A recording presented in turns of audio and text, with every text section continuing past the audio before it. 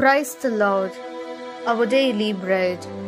Romans chapter 8, verse 13. If you live after the flesh, you must die. But if by the Spirit you put to death the deeds of the body, you will live.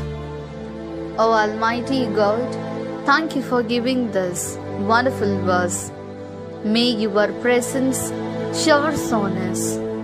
O Lord, we humans are addicted to disability and we are on the brink of death. Therefore, may God pour out the gift of the Holy Spirit on us, turn us away from evil inclinations, purify our minds, and bless us to live as witnesses of Christ. We ask this in the precious name of our Lord Jesus Christ.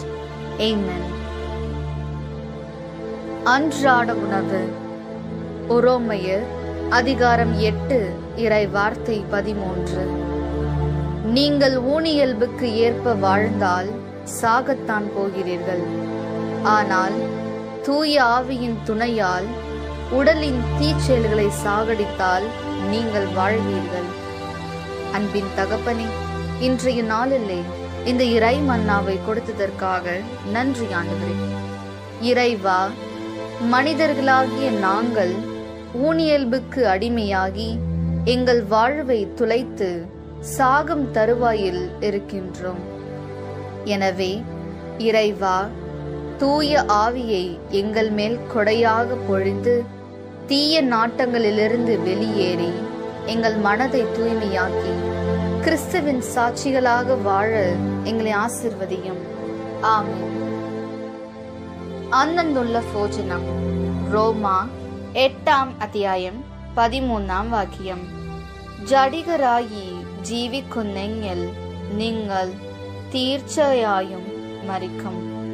എന്നാൽ ശരീരത്തിന്റെ പ്രവണതകളെ ആത്മാവിനാൽ നിഹനിക്കുന്നെങ്കിൽ നിങ്ങൾ ജീവിക്കും.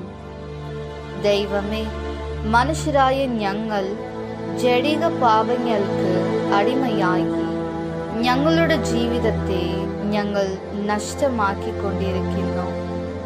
അതിനാൽ അങ്ങയുടെ പരിശുദ്ധാത്മാവിന്റെ വരദാനങ്ങൾ കൊണ്ട് ഞങ്ങളെ നിറച്ച് ദുഷ്പ്രവർത്തികളിൽ നിന്നും ദുഷ്ചിന്തകളിൽ നിന്നും ഞങ്ങളെ രക്ഷിച്ച് ഞങ്ങളെ വിശുദ്ധരാക്കി ക്രിസ്തുവിന്റെ സാക്ഷിയായി ജീവിക്കുവാൻ ഞങ്ങളെ അനുഗ്രഹിക്കണമേ.